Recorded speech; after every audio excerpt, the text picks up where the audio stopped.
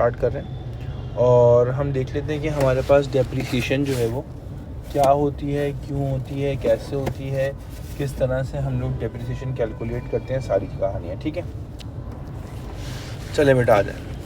देखिए, अगर मैं डेप्रिसिएशन की बात करूँ ना, तो बेसिकली डेप्रिसिएशन का टॉपिक है हमारे पास। Right now we are starting a topic of depreciation. अब बेटा डेप्रिसिएशन हमारे पास क्या होती है? डेप्रिसिएशन हम लोग कहते हैं किसको? A fall in the value of non current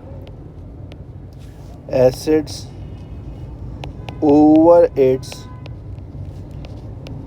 useful life. जब भी एक नॉन करंट एसेट जो है वो अपनी वैल्यू को लूज़ करेगा ओवर इट्स यूजफुल लाइफ, तो हम बेटा उसको क्या कहेंगे? बेटा हम उस चीज़ को डेप्रिसिएशन कहेंगे भी। ठीक है, इसके बाद हमारे पास इसके अंदर क्या होता है बेटा? Reasons for charging depreciation. कि बेटा जो डेप्रिसिएशन होती है हमारे पास, उसको चार्ज करने के हमारे पास रीजंस क्या होते हैं। ठीक है, तो डेप्रिसिएशन को चार्ज करने के जो रीज़न हमारे पास होते हैं बेटा, एक हमारे पास होता है वेयर एंड टेयर, एक होता है हमारे पास ऑब्सोलीट, एक हमारे पास होता है बेटा टेक्नोलॉजिकल एडवांसमेंट, एक हमारे पास होता है बेटा यूजेज, एक हमारे पास बेटा इसके अंदर होता है डैमेज। कि आपका अगर डैमेज हो जाए प्रोडक्ट, तो उस सिनेरियो में भी बेटा क्या होगा? अगर आपकी कोई भी चीज़ डैमेज हो जाएगी, तो उस सिनेरियो में भी बेटा उसकी जो वैल्यू है बेटा वो क्या हो जाएगी? कम हो जाएगी। फिर हमारे पास बेटा एक और चीज़ होती है जिसको हम कहते हैं इकोनॉमिक लाइफ। तो इकोनॉमिक लाइफ का मतलब क्या है? इकोनॉमिक लाइफ का मतलब ये है कि एक एसेट जितना पुराना होता जाएगा, जितना टाइम टेकिंग करता चला जाएगा, तो उतना उसकी वैल्यू जो है वो बेटा क्या होगी? बेटा डिटोरिएट होती चली जाएगी, कम होती चली जाएगी। रीजंस के बाद हमारे पास आ जाते हैं बेटा 3 methods of depreciation. Methods of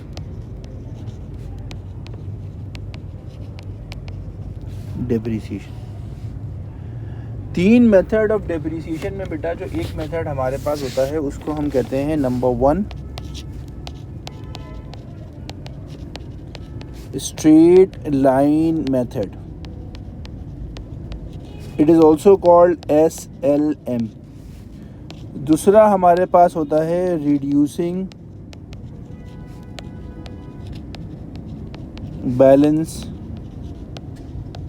method, जिसको हम कहते हैं RBM। और थर्ड मेथड बेटा हमारे पास होता है रीवैल्यूएशन मेथड। तो हमारे पास 3 मेथड ऑफ डेप्रिसिएशन है, एक स्ट्रेट लाइन मेथड, एक रिड्यूसिंग बैलेंस मेथड और एक हमारे पास रीवैल्यूएशन मेथड। हर मेथड को हम लोग 1 बाय 1 डिस्कस करेंगे और देखेंगे हमारे पास क्या होता है। सबसे पहले बेटा हम लोग बात कर लेते हैं पहले मेथड की बेटा, जिसको हम लोग बोलते हैं कौन सा? Straight line method. So first of all let's discuss straight line method, which is also called SLM। Straight line method के बारे में कहा जाता है अप्लाई ऑन दोज एसेट्स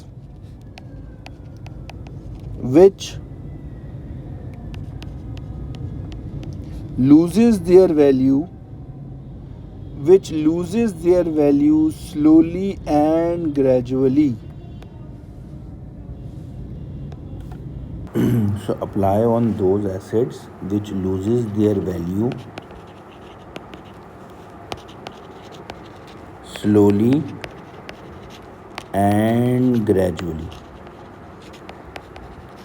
जो अपनी वैल्यू को स्लोली एंड ग्रेजुअली लूज़ करते हैं, उस पे हम लोग बेटा कौन सा मेथड अप्लाई करते हैं, उसके ऊपर हम लोग अपना स्ट्रेट लाइन मेथड को अप्लाई कर देते हैं।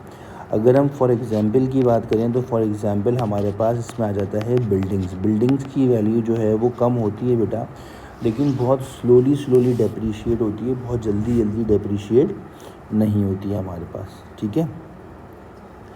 अच्छा, इसी तरीके से हमारे पास जब हम स्ट्रेट लाइन मेथड की बात करते हैं तो हम एक बात हमेशा याद रखेंगे कि जब डेप्रिसिएशन कैलकुलेट करते हैं, so the amount of depreciation is same each year. हर साल जो डेप्रिसिएशन की अमाउंट रहेगी बेटा वो क्या रहेगी बेटा, सेम रहेगी, उसके अंदर कोई भी चेंज नहीं आएगा। एक और बात हमेशा याद रखेंगे, the rate of depreciation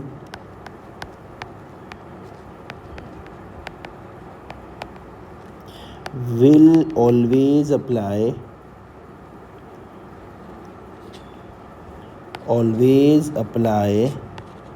on assets cost। और जो डेप्रिसिएशन का रेट होगा हमारे पास वो हमेशा एसेट की कॉस्ट पर अप्लाई होगा। एसेट की कॉस्ट का मतलब क्या है, एसेट की कॉस्ट का मतलब हमारे पास ये हुई है जो उसकी परचेजिंग वैल्यू होगी उस पर अप्लाई होगा।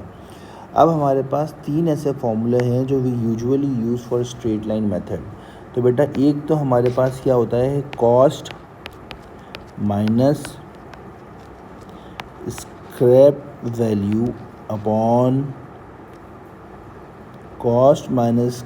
Value upon useful life. तो जब हम कॉस्ट में से स्क्रैप वैल्यू माइनस करेंगे तो हमारे पास डिवाइड कर देंगे इसको यूज़फुल लाइफ से, तो बेटा हमारे पास डेप्रिसिएशन की अमाउंट आ जाएगी। अच्छा, एक और बात याद रखेंगे, जो ये हमारी स्क्रैप वैल्यू होती है ना बेटा, इस स्क्रैप वैल्यू को we also called residual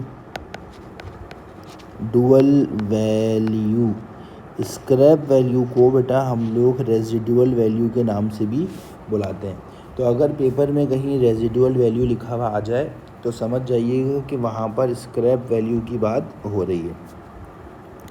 number 2 फॉर्मूले पे आ जाते हैं। नंबर 2 फार्मूला जो हमारे पास होता है बेटा वो इसके अंदर होता है cost minus scrap value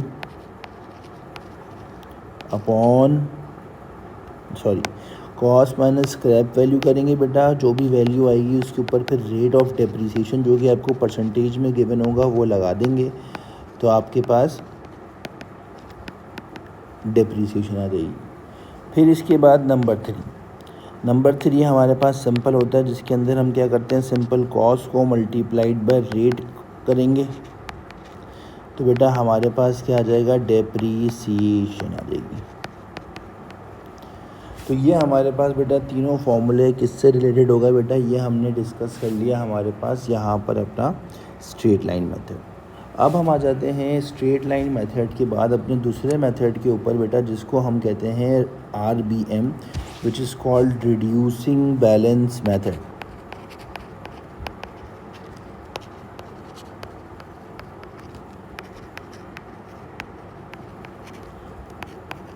RBM reducing balance method हमारे पास कौन से एसिड्स पर अप्लाई होता है बेटा, रिड्यूसिंग बैलेंस मेथड जो है वो हमारा उन एसिड्स के ऊपर अप्लाई होगा which loses their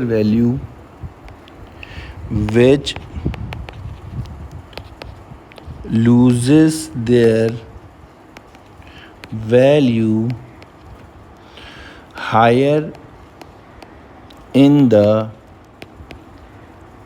initial year and lower in after years. जब इनिशियल ईयर में हमारे पास जो है वो बेटा क्या हो, डेप्रिसिएशन जो है वो ज़्यादा हो और ऐसे एसेट्स के ऊपर, और आफ्टर ईयर्स में उसके बाद वाले सालों में हमारी डेप्रिसिएशन बेटा क्या होगी, कम होगी, तो हम उसमें रिड्यूसिंग बैलेंस मेथड अप्लाई कर देते हैं। रिड्यूसिंग बैलेंस मेथड का जो यूजुअली बेटा अप्लाई होता है वो अप्लाई होता है मोटर व्हीकल्स पर, या फिर बेटा इसके अलावा हमारे पास कंप्यूटर्स पर, या और भी किसी भी बिज़नेस की अपनी लॉजिक हो सकती है, वो उस पर अप्लाई कर रहा हो। ठीक है, कॉमनली की बात कर रहा हूँ तो मोटर व्हीकल पे अप्लाई हो रहा होता है। अच्छा, रिड्यूसिंग बैलेंस मेथड की अगर हम फॉर्मूले की बात करें तो हम ये कहते हैं कि भाई एक और बात पहले लिख लेते हैं फॉर्मूले से पहले, कि always apply on assets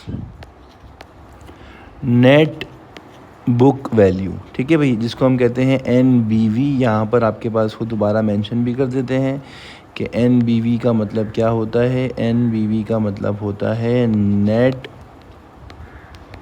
book value. तो जो हमारे पास रिड्यूसिंग बैलेंस मेथड है वो हम हमेशा उसका परसेंटेज नेट बुक वैल्यू के ऊपर अप्लाई करेंगे। ठीक है भाई, नेट बुक वैल्यू क्या होती है बेटा? नेट बुक वैल्यू हम लोग कहते हैं book value of an asset. जो हमारा एक एसेट होता है बेटा उसकी करंट बुक वैल्यू क्या है, उसको हम लोग नेट बुक वैल्यू बोल देते हैं और आसान लफ्ज़ों में NBV बोल देते हैं। ठीक है, किसी भी एसेट की नेट बुक वैल्यू बेटा कैसे कैलकुलेट होगी, तो याद रखेंगे नेट बुक वैल्यू कैलकुलेट करने के लिए जो भी कॉस्ट हमारे पास होती है उसमें से हम लोग प्रोविज़न फॉर डिप्रिसिएशन को माइनस कर देते हैं।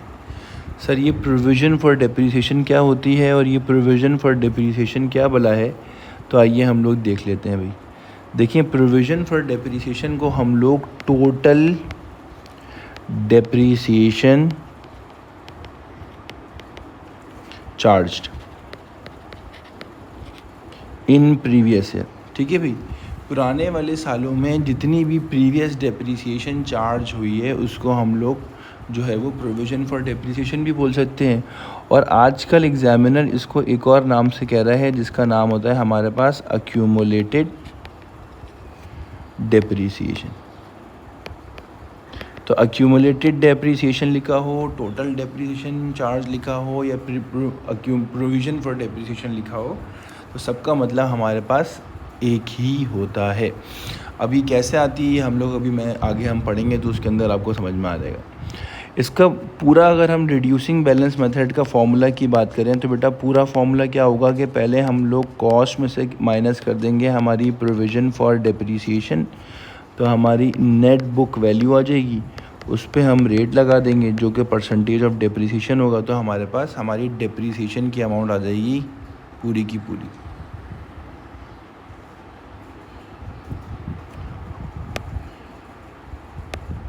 ठीक है बेटा, तो आप ये कह लें कि यहाँ पर हम लोगों ने अपना कौन सा मेथड कंप्लीट कर लिया बेटा? RBM method. RBM मेथड में ये कहानी होती है। ठीक है, RBM के बाद हम यहीं से अपना स्टार्ट कर देते हैं बेटा कौन सा method? That is revaluation method. Revaluation method की अगर हम बात करें तो भाई रीवैल्यूएशन मेथड क्या होता है? Revaluation method apply on those assets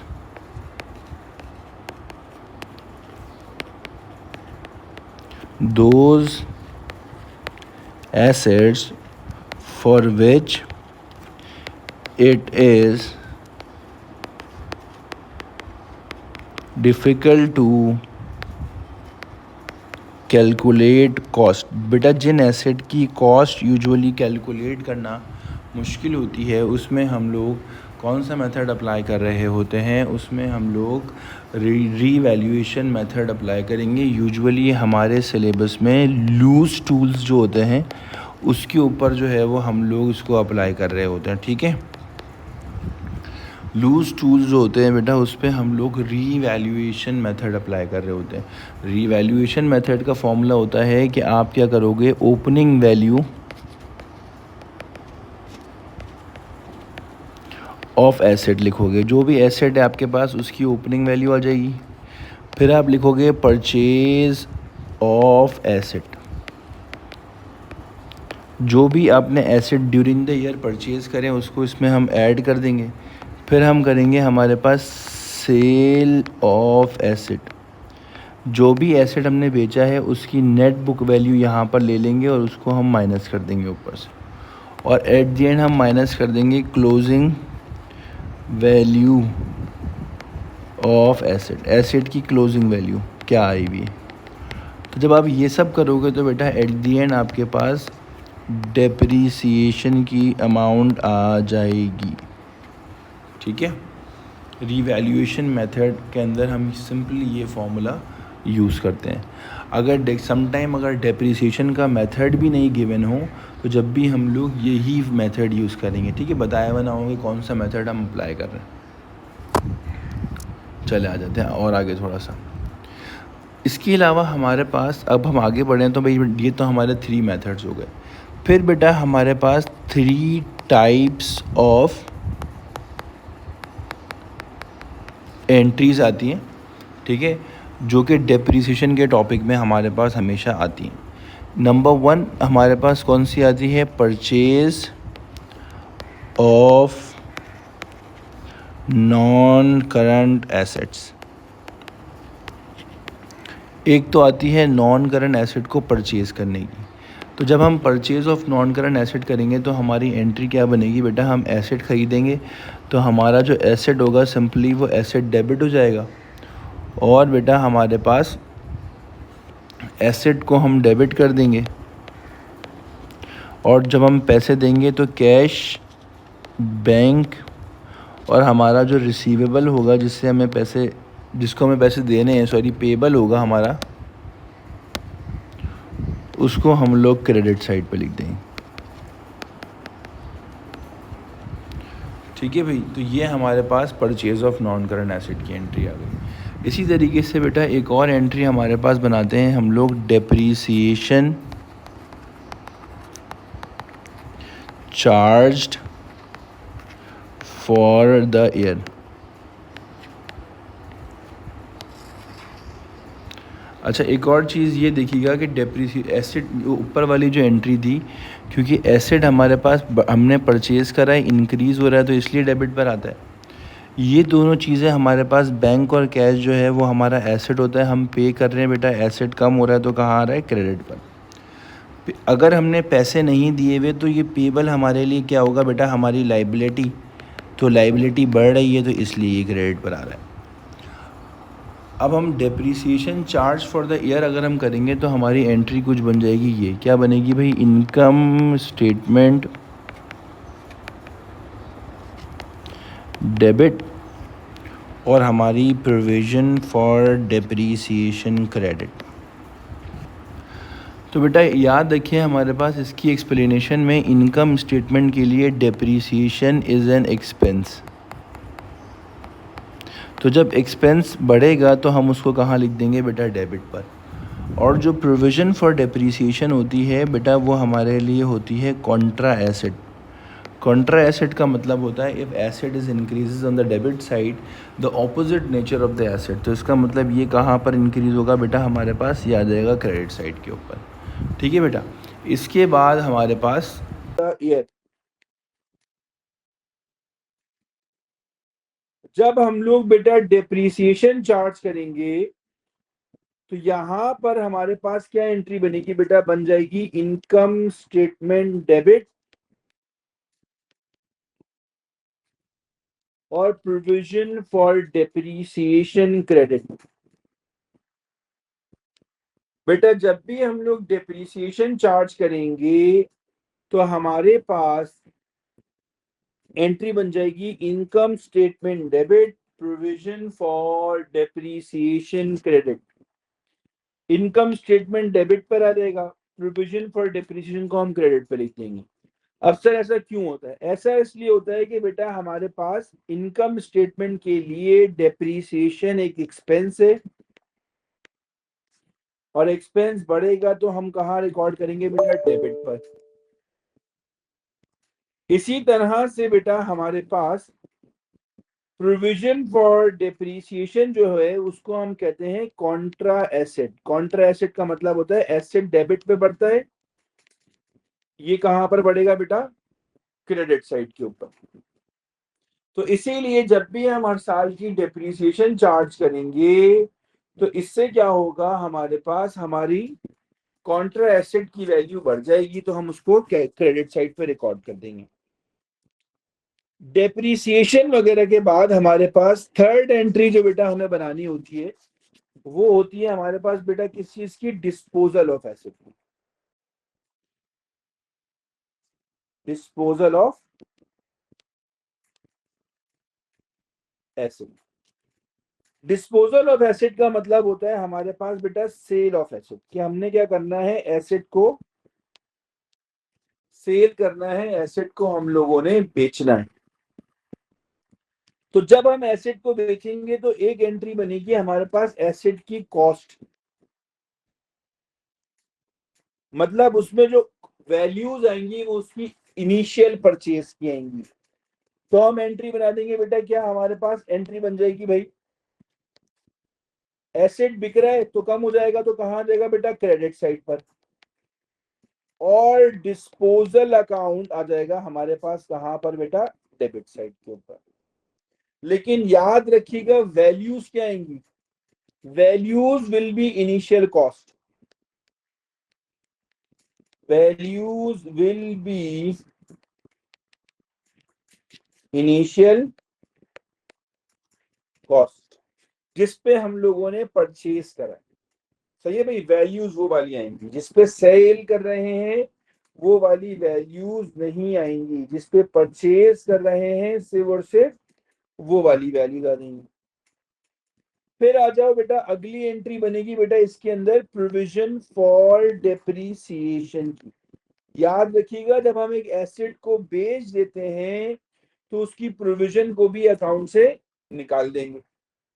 जब एक एसेट को बेच देंगे तो उसकी प्रोविजन को अकाउंट से निकाल देंगे, उसकी प्रोविजन को अकाउंट के अंदर नहीं रखेंगे। जब प्रोविजन को अकाउंट से निकाल देंगे तो प्रोविजन कम हो जाएगी और प्रोविजन आ जाएगी डेबिट साइड के ऊपर। तो प्रोविजन फॉर डेप्रिसिएशन डेबिट हो जाएगा और डिस्पोजल अकाउंट हमारे पास क्या हो जाएगा बेटा? क्रेडिट।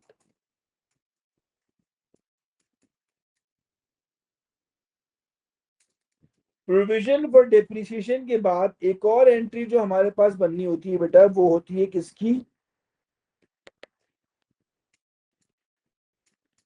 प्रोसीड्स। तो अगर हम लोग प्रोसीड्स की बात करें तो भाई प्रोसीड्स का मतलब होता है value eight which asset is sold.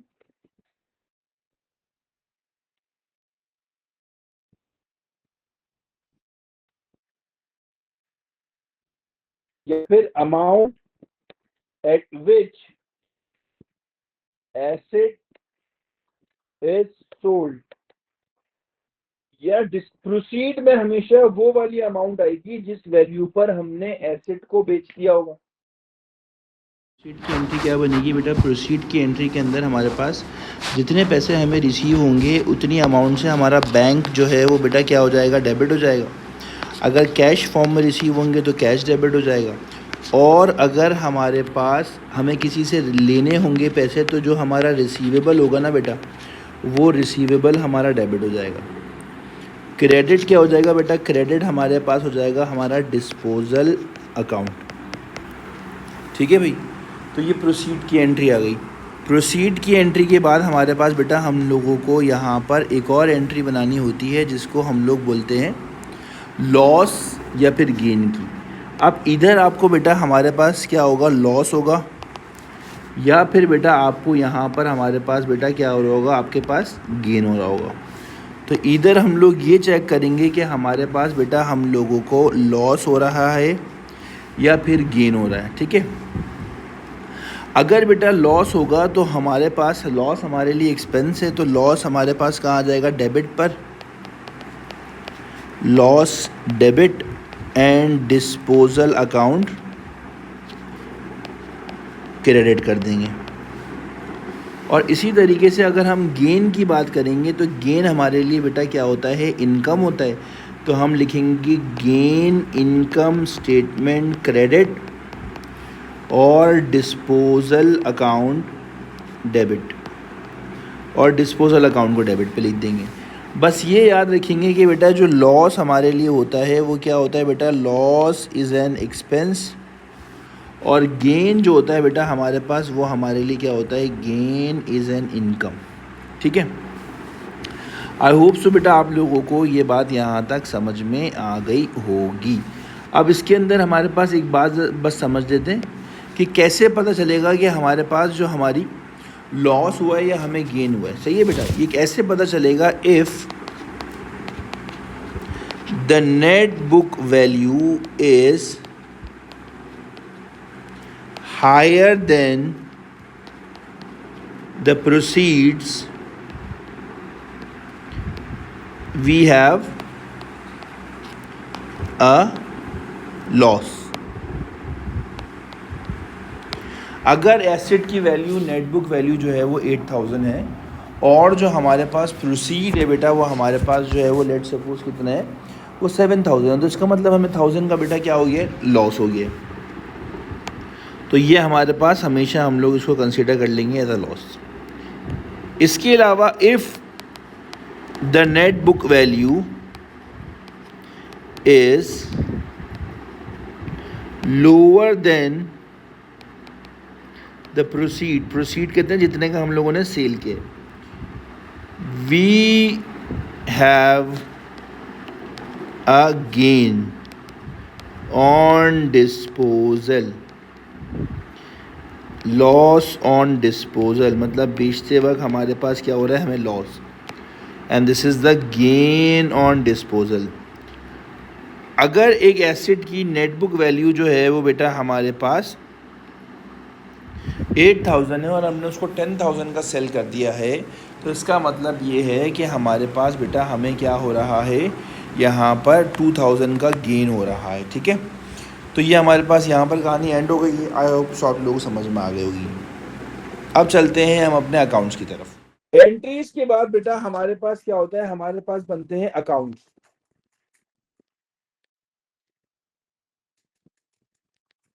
कौन कौन से अकाउंट बेटा, एक हमारे पास बनता है एसेट अकाउंट, एक हमारे पास बनता है प्रोविजन फॉर डेप्रिसिएशन अकाउंट, और एक अकाउंट बेटा हमारे पास कौन सा बनता है, डिस्पोजल अकाउंट। तो बेटा हम लोगों को तीन तरह के अकाउंट बनाने होते हैं। एक कौन सा भाई, एसेट अकाउंट, एक प्रोविजन फॉर डेप्रिसिएशन अकाउंट, और एक हमारे पास डिस्पोजल अकाउंट। सबसे पहले हमारे पास हम बना लेंगे बेटा कौन सा account,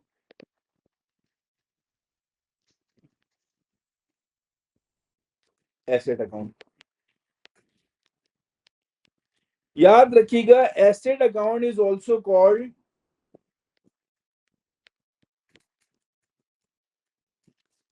cost account,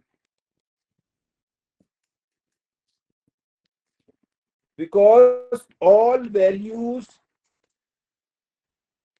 will be at initial cost।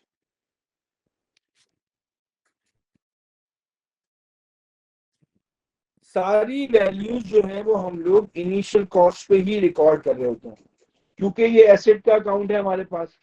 Asset जो है वो हमारे पास बेटा कहां पर आता है, डेबिट पर, तो बैलेंस ब्रॉट डाउन हमेशा कहां आ जाएगा बेटा हमारे पास, डेबिट साइड के ऊपर।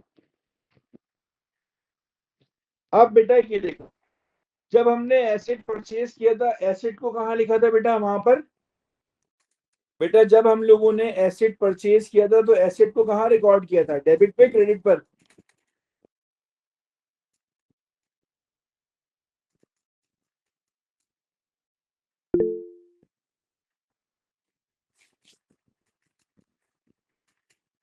बताइए बेटा, जब हम लोगों ने एसेट परचेज किया था तो हमने एसेट को डेबिट साइड पे रिकॉर्ड किया था। इसका मतलब है कि एसेट वाले अकाउंट में एसेट को हम लोग रिकॉर्ड कर देंगे बेटा कहां पर, डेबिट पर। किस नाम से रिकॉर्ड करेंगे बेटा, याद रखिएगा जब भी हम डेबिट पे रिकॉर्ड करते हैं तो हमेशा किस नाम से रिकॉर्ड करते हैं? क्रेडिट साइड वाली चीजों के नाम से रिकॉर्ड करते हैं। तो किस नाम से रिकॉर्ड करेंगे बेटा वहां पर? बेटा हम लोग रिकॉर्ड करेंगे कैश, बैंक और पेबल के नाम से। तो बेटा हम लोग यहां पर रिकॉर्ड कर देंगे जिससे पे भी हमने परचेज किया होगा। अगर कैश पे परचेज किया है तो कैश से, अगर बैंक से परचेज किया है तो बैंक से, और अगर किसी बंदे से खरीदा है तो उसका नाम, जिसको हम लोग कहते हैं रिसीवेबल।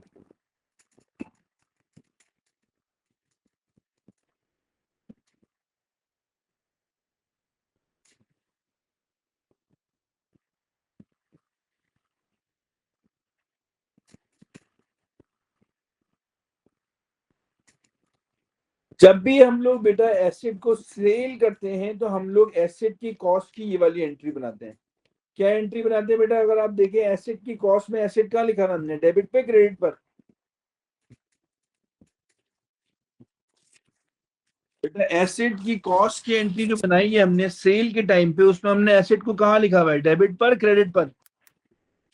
बेटा क्रेडिट साइड पर। तो एसेट अकाउंट में हम लोग कहाँ लिख देंगे बेटा उसको? क्रेडिट साइड पर। किस नाम से लिखेंगे बेटा? With the name of disposal. और बेटा सिंपल इस अकाउंट को अपने क्या कर देंगे? बैलेंस कर देंगे।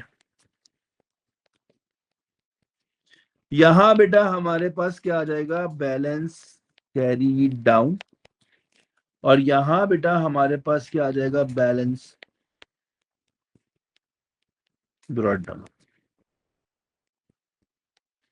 याद रखेंगे हमेशा इस तरह से हम लोग अपना एसेट अकाउंट नहीं लिखा हुआ होगा, यूजुअली लिखा होगा motor vehicle account, furniture account, equipment account.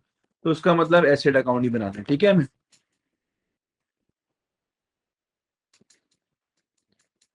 फिर इसके अलावा बेटा अगला अकाउंट आ जाएंगे। कौन सा वाला sir? Provision for depreciation account. तो आइए बना लेते हैं।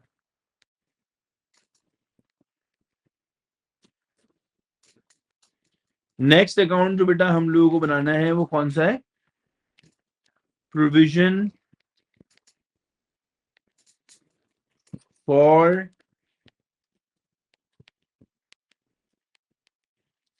Depreciation account.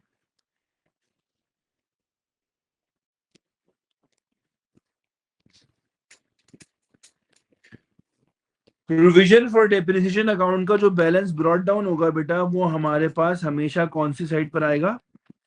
क्रेडिट साइड पर। जब हम लोग बेटा डेप्रिसिएशन चार्ज करते हैं तो आप देखें charge, depreciation charge for the year में हमने क्या एंट्री बनाई है? Depreciation charge for the year में प्रोविजन फॉर डेप्रिसिएशन किधर आ रहा है? डेबिट पे, क्रेडिट पर? Depreciation charge for the year में प्रोविजन फॉर डेप्रिसिएशन बेटा कहाँ आ रहा है? क्रेडिट साइड पर। तो प्रोविजन फॉर डेप्रिसिएशन के अकाउंट में क्रेडिट साइड पे रिकॉर्ड कर देंगे with the name of income statement. जब हम लोग बेटा इसको सेल करेंगे तो हम प्रोविजन फॉर डेप्रिसिएशन की ये वाली एंट्री बनाएंगे। इसमें बताइए प्रोविजन फॉर डेप्रिसिएशन कहाँ आ रहा है? डेबिट पे, क्रेडिट पर? बेटा इसमें हमारे पास प्रोविजन फॉर डिप्रिसिएशन कहाँ आ रहा है? डेबिट पर बेटा, क्रेडिट पर? डेबिट साइड के ऊपर। तो डेबिट साइड पर प्रोविजन फॉर डिप्रिसिएशन यहां पर रिकॉर्ड कर देंगे बेटा। किस नाम से बेटा? Disposal account. अब हम करेंगे इसको balance. So when we will balance it, we will get balance carried down here and the balance brought down will be here. Last में बता देंगे अपना third account which is we called disposal account.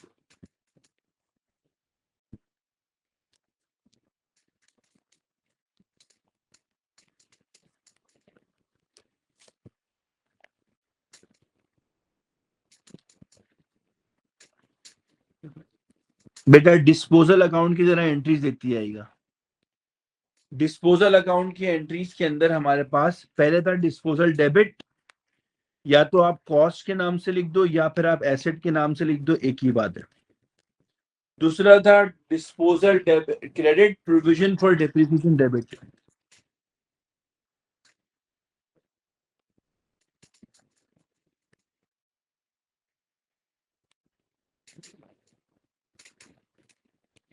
ठीक है बेटा, तो provision for disposal credit हो जाएगा किसके नाम से बेटा, प्रोविजन फॉर डेप्रिसिएशन के नाम से।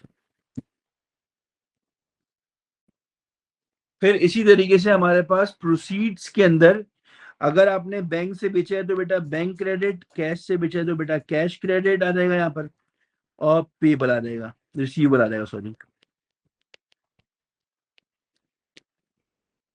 यहां पर सही कर लीजिएगा, ये पेबल था, सॉरी मैंने रिसीवेबल लिख दिया, this is payable. Asset account के अंदर डेबिट साइड पे रिसीवेबल की जगह पेबल लिख दिया। अब जब हम इसको बैलेंस करेंगे ना, तो एक बात तो हमेशा याद रखनी है कि डिस्पोजल के अकाउंट में कभी भी हमारे पास बैलेंस ब्रॉट डाउन और कैरीड डाउन नहीं आता है। In disposal account there is no balance brought down और बैलेंस कैरीड डाउन।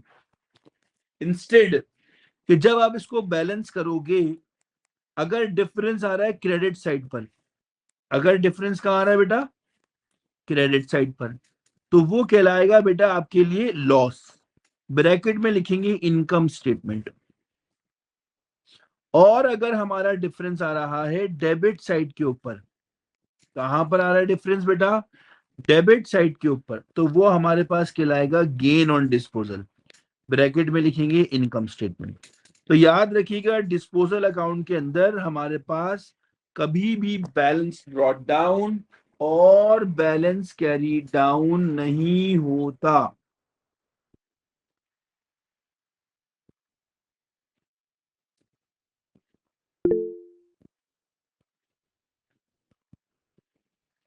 सही है भाई, हमारे पास बैलेंस ब्रॉट डाउन और कैरी डाउन नहीं होता। यहां पर हमारे पास डेप्रीसिएशन की जितनी थ्योरेटिकली कहानी थी इस तरह से, वो सारी आप समझ लिया, अकाउंट बना गया।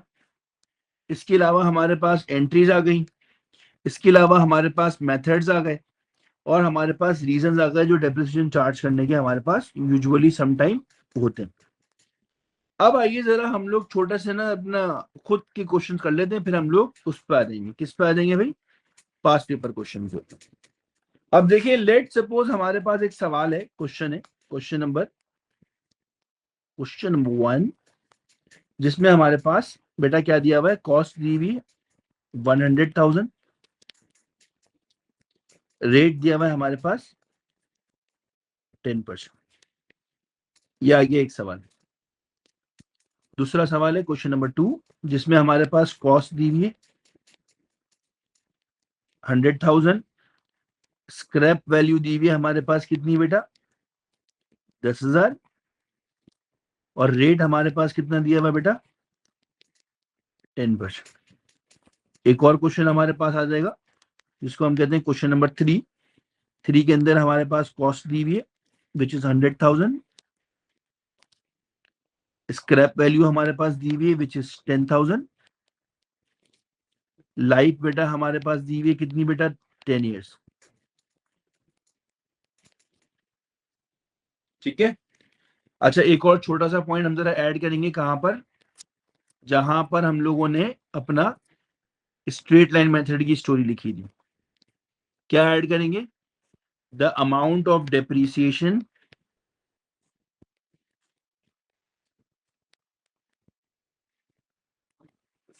Is same each year. Depreciation की जो अमाउंट है हमारे पास बेटा, वो हमेशा क्या होगी हमारे लिए, सेम होगी हर साल। ठीक है।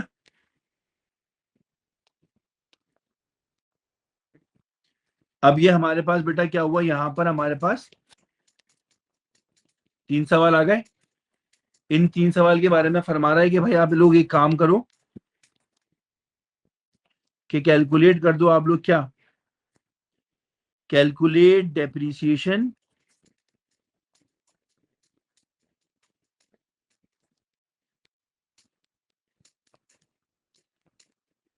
and provision for depreciation for year 1, 2, 3 and 4 using straight line method of question number 1, question number 2 and question number 3. Question number 1, 2, 3 की हमारे पास जो है वो अलग अलग क्या निकालना है बेटा, हम लोगों को डेप्रीसिएशन कैलकुलेट करनी है। ठीक है बेटा, आइए, बड़ा आसान सा सवाल है, बिल्कुल इजी है, फॉर्मूले याद होंगे तो आसानी से हो जाएगा।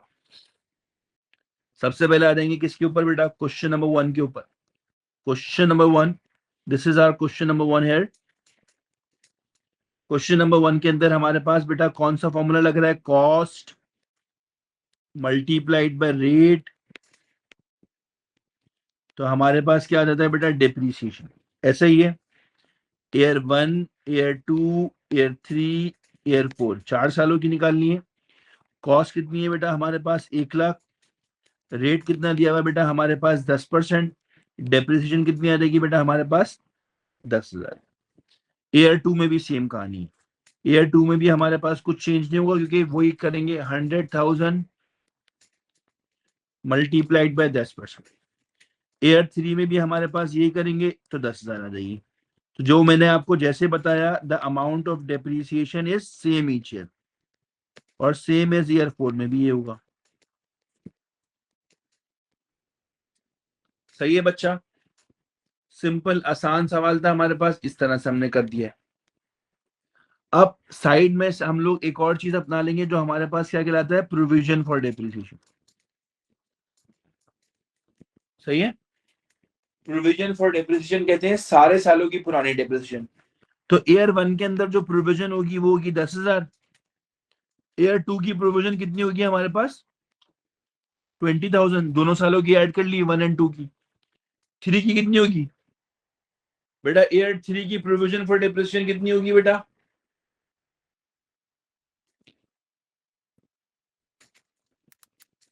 बताइए, 30,000।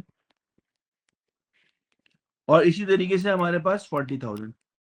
तो याद रखिएगा, जब भी प्रोविजन फॉर डेप्रिसिएशन की बात होगी तो उस सिनेरियो के अंदर हम लोग क्या करेंगे, पुरानी सारी की सारी डेप्रिसिएशन को ऐड करते चले जाएंगे। याद रखिएगा, डेप्रिसिएशन का मतलब होता है करंट ईयर की डेप्रिसिएशन, हर साल की। प्रोविजन का मतलब होता है सारी पुरानी। तो इसमें जरा कंफ्यूजन ज्यादा हो जाती है। अब आ जाते हैं क्वेश्चन नंबर 2 पे। यह आ गया आपके पास क्वेश्चन नंबर 2। क्वेश्चन नंबर 2 के अंदर हमारे पास इन्होंने कॉस्ट दी हुई है, तो कॉस्ट लिखेंगे। स्क्रैप वैल्यू दी हुई है तो स्क्रैप वैल्यू लिखेंगे, और बेटा इसको मल्टीप्लाई कर देंगे रेट से, क्योंकि आपके पास इन्होंने रेट दिया हुआ है। तो हमारे पास बेटा क्या आ जाएगी, डेप्रीसिएशन। वही लिखेंगे, year 1, year 2, year 3, year 4। Cost कितनी दी हुई है बेटा हमारे पास, 1 लाख।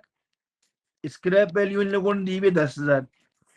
माइनस करके जब 10% से मल्टीप्लाई करेंगे तो डेप्रिसिएशन कितनी आ रही होगी, 9,000। फिर दोबारा यही काम करेंगे अगर, तो डेप्रिसिएशन कितनी आ जाएगी बेटा हमारे पास, फिर 9,000। तो यही सेम काम बेटा हर साल करेंगे तो हमारे पास डेप्रिसिएशन की वैल्यू बेटा कितनी आ जाएगी हर साल की, 9,000। क्यों, हमारे पास स्ट्रेट लाइन मेथड से हर साल डेप्रिसिएशन की अमाउंट बेटा क्या आती है, सेम। प्रोविजन फॉर डेप्रिसिएशन की बात करें तो पहले साल की कितनी आएगी, 9,000। दूसरे साल की कितनी आएगी,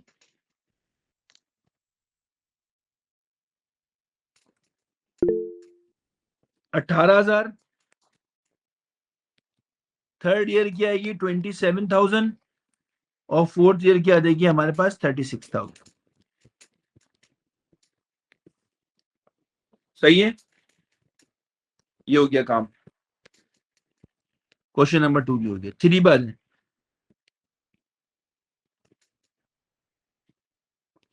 3 के अंदर आपको कॉस्ट दिया हुआ है, स्क्रैप वैल्यू दी हुई है,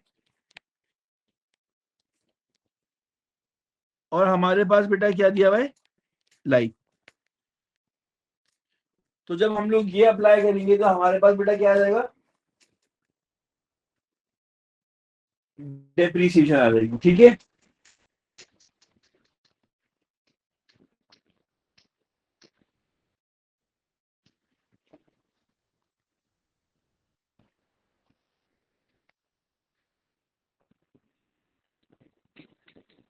कॉस्ट बेटा हमारे पास कितनी दी है बेटा, कॉस्ट दी हुई 1,00,000, स्क्रैप वैल्यू दी है बेटा हमारे पास 10,000, और लाइफ दी है बेटा 10 ईयर्स की। तो इसका मतलब डेप्रिसिएशन पहले साल की कितनी आ गई, 9,000। ईयर 2 की कितनी आ जाएगी बेटा, सेम काम ईयर 2 में करेंगे वही 9,000 आ जाएगी। ईयर 3 में भी हमारे पास सेम काम करेंगे वही 9,000 आ जाएगी। ईयर 4 में भी हमारे पास वही सेम काम करेंगे, हमारे पास 9,000 आ जाएगी बेटा। प्रोविजन फॉर डेप्रिसिएशन की अगर हम बात करें तो 9,000, 18,000, 27,000 और 36,000। सिंपली हम लोगों ने जो हमारे पास जो भी मेथड है स्ट्रेट लाइन मेथड के, हमने उसको इसके अंदर अप्लाई कर दिया। ये हो गया भाई। इसमें किसी को कोई मसला है, जरा जल्दी से चैट में बता दें। ये जो मैंने 3 सवाल आसान आसान करे हैं जिसमें सिर्फ स्ट्रेट लाइन के फॉर्मूले लगाए हैं, इसमें किसी को कोई इश्यूज?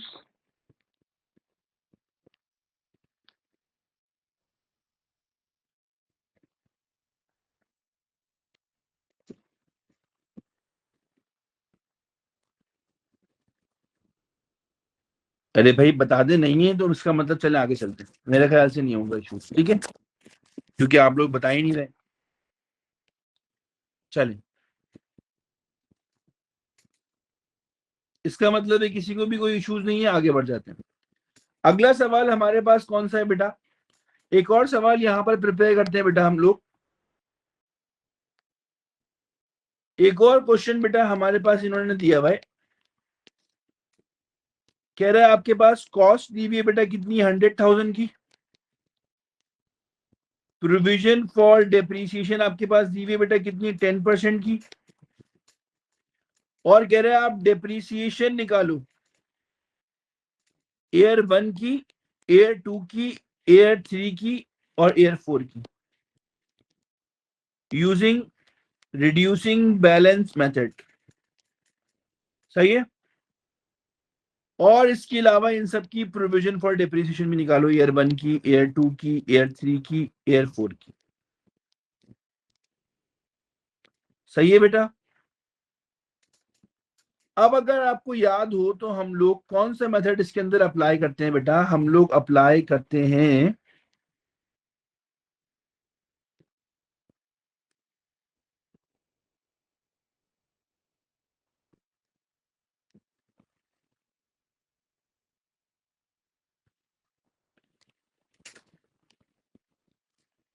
बेटा, हम लोग जो मेथड इसमें अप्लाई करते हैं रिड्यूसिंग बैलेंस मेथड में, वो क्या होता है बेटा, रिड्यूसिंग बैलेंस मेथड में हमारे पास क्या होता है कि हम लोग लेते हैं एसेट की कॉस्ट, इससे माइनस करते हैं पुरानी वाली depreciation which is provision for depreciation, ताकि हमारे पास बेटा क्या आ जाए, नेट बुक वैल्यू। उस पे बेटा हम लोग रेट लगा देते हैं, तो हमारे पास क्या आ जाता है, depreciation for year. Year 1 cost कितनी दी हुई, 1,00,000 रुपए। पुरानी वाली डेप्रिसिएशन कितनी होगी बेटा, ईयर 1 से पहले कोई डेप्रिसिएशन होगी, ईयर 1 से पहले हमारे पास कोई भी डेप्रिसिएशन नहीं होगी, क्योंकि वो पहला साल है। तो नेट बुक वैल्यू हमारे पास वही आ जाएगी, इस पे हम 10% लगा देंगे तो हमारे पास डेप्रिसिएशन आ जाएगी कितनी बेटा, 10,000।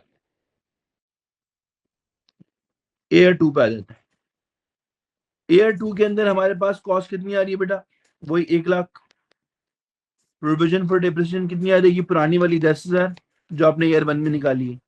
नेट बुक वैल्यू कितनी आ जाएगी, 90,000। इस पे हम लोग 10% लगा देंगे तो हमारे पास डेप्रिसिएशन कितनी आ जाएगी, 9,000। एयर 3 पे आ जाए। 1,00,000 की आपके पास कॉस्ट आ रही है। अब जरा मुझे बताएं हमारे पास प्रोविजन कितनी आएगी एयर 3 में। बेटा एयर 3 के अंदर हमारे पास प्रोविजन की वैल्यू कितनी आ जाएगी? 20,000 कैसे आ जाएगी? 19,000 बेटा। 19,000 कैसे आएगी? पुरानी वाली को ऐड कर देंगे दोनों सालों की, तो नेट बुक वैल्यू आ जाएगा 81,000। इसका 10% हमारे पास बनता है 8100। एयर 4 1,00,000 की कॉस्ट है। बताइए जरा पुरानी वाली डेप्रिसिएशन कितनी आ रही है? बेटा बताइए प्रोविजन फॉर डेप्रिसिएशन कितनी लिखेंगे? 27,100। नेट बुक वैल्यू कितनी आ रही होगी हमारे पास?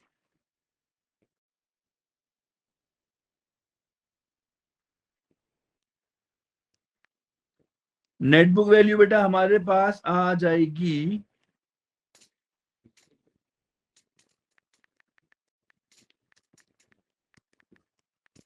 72,100 900 सॉरी 72,900 ये आ गया, मल्टीप्लाइड बाय 10%, तो ये आ जाएगा हमारे पास 7290। ये हमारे पास यहां पर बेटा हम लोगों ने कर लिया अपना कौन सा मेथड? Reducing balance method. अगर हमसे कोई बोले कि भाई सर इसकी प्रोविजन फॉर डेप्रिसिएशन भी बता दें, तो एयर 1 की आ रही होगी 10,000। अब एयर 1 और 2 को ऐड कर लेंगे तो एयर 2 की आ जाएगी हमारे पास 19,000। एयर 3 1 2 एंड 3 की ऐड कर लेंगे तो एयर 3 की आ जाएगी आपके पास कितनी?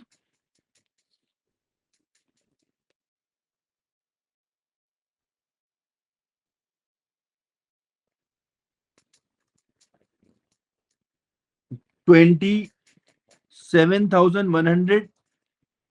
और एयर 4 की आ जाएगी हमारे पास बेटा 34,390। हर साल की उसके अंदर बेटा क्या करेंगे हम लोग? ऐड करते जाएंगे। तो आप लोगों को यहां तक ये डेप्रिसिएशन का जो भी टॉपिक हमारे पास था ये समझ में आया? इसमें कोई मसला कोई इशू तो नहीं है बेटा? ठीक है, तो यहां पर अभी हम लोग अपनी क्लास को एंड कर रहे हैं। कल हम लोग डेप्रिसिएशन के कुछ क्वेश्चंस करेंगे।